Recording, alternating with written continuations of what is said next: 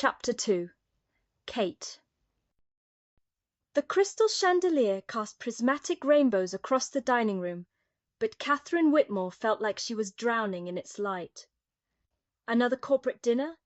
Another evening of her mother's perfectly orchestrated networking disguised as hospitality. The same faces, the same conversations, the same suffocating ritual of being the perfect daughter.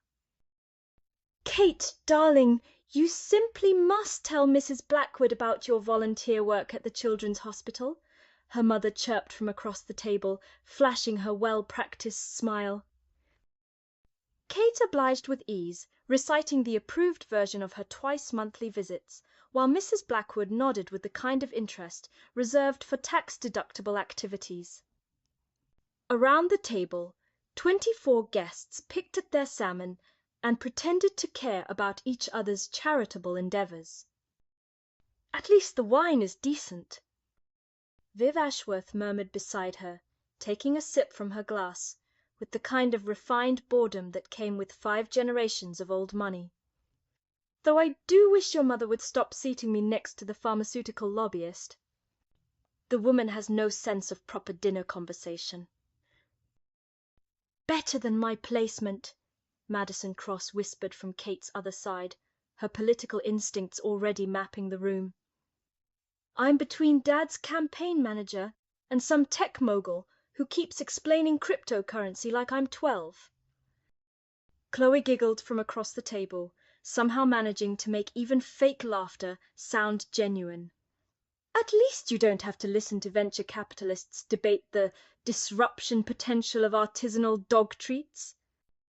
Emma, Kate's cousin, caught her eye and made a subtle face that perfectly captured the absurdity of it all. At least someone understood. Kate reached up to fidget with her earring, a nervous habit her mother had tried unsuccessfully to break, and felt nothing but skin. Her blood went cold. "Excuse me," she said quietly, but her voice must have carried something urgent, because Emma immediately leaned forward. "What's wrong?" Kate's hand flew to her other ear, confirming her worst fear. One of the diamond studs, part of a set that's worth more than a Lamborghini, was gone.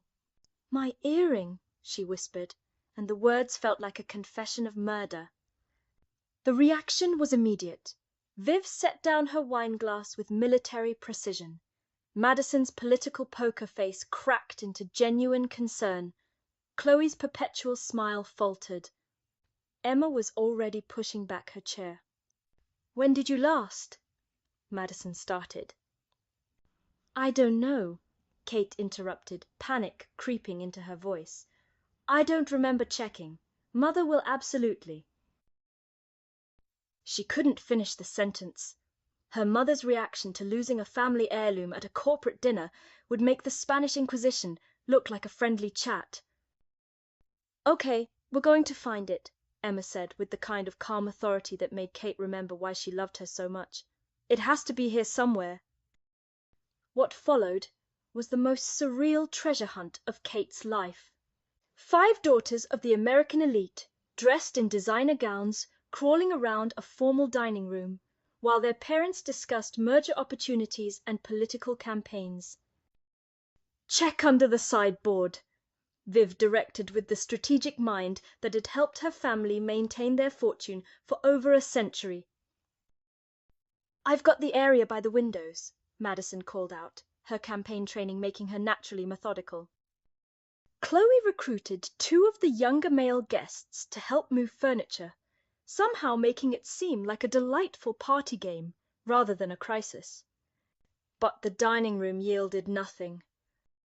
Kate's desperation grew with each failed search.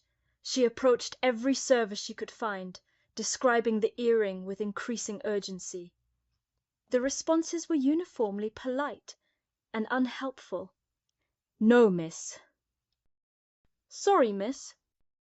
"Haven't seen anything like that, miss." By the time she'd asked what felt like every person in white shirt and black pants, Kate was ready to fake a medical emergency, just to escape her mother's inevitable discovery. "Excuse me," she said to another server, this one carrying a tray of empty champagne glasses. "I don't suppose you've seen—" "A diamond stud earring?" the young woman interrupted with a slight smile. "This is the 4th time you've asked me." Kate stared at her, really looked at her for the first time. The server was about her own age, with dark hair pulled back in a neat ponytail and eyes that held a kind of amused intelligence Kate rarely encountered at these functions. "I'm sorry I thought you were—" Kate gestured helplessly at the sea of identical uniforms. Different people. The server's smile widened, and there was no malice in it, just gentle humor. "It's okay. High-stress situations make everyone look the same. But maybe we should figure out when you last remember having it." The question was so practical, so obvious, that Kate felt simultaneously stupid and grateful. I don't actually know," she admitted. "I could have lost it hours ago. It might still be in my room." "That's easy enough to check," the server said, as if helping distressed rich girls was a normal part of her job description. "I can take a quick break, if you'd like company looking for it." Kate blinked. "You'd do that?" "Sure." The server shrugged. "I'm Alexandra, by the way. Alex, if you prefer." "Katherine." "Kate?" She hesitated, then added, "Thank you. I mean it." "No problem. Lead the way." They slipped away from the party, Kate's heels clicking softly on the marble floor as they climbed the main staircase. The 2nd floor was dimly lit, reserved for family quarters during parties. The 3rd floor, where Kate's room was located, sat in complete darkness. "I could ask someone to turn on the corridor lights," Kate said, pulling out her phone. "But my mother might notice, and if the earring isn't here—" "Smart thinking," Alex said. "No point advertising a problem until you know you have one."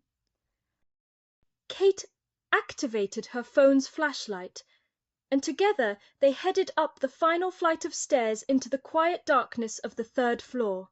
2 young women, so different, united by the simple human act of helping a stranger find something precious. The beam of light danced ahead of them as they walked toward Kate's room, neither of them knowing they were walking toward something that would change both their lives forever.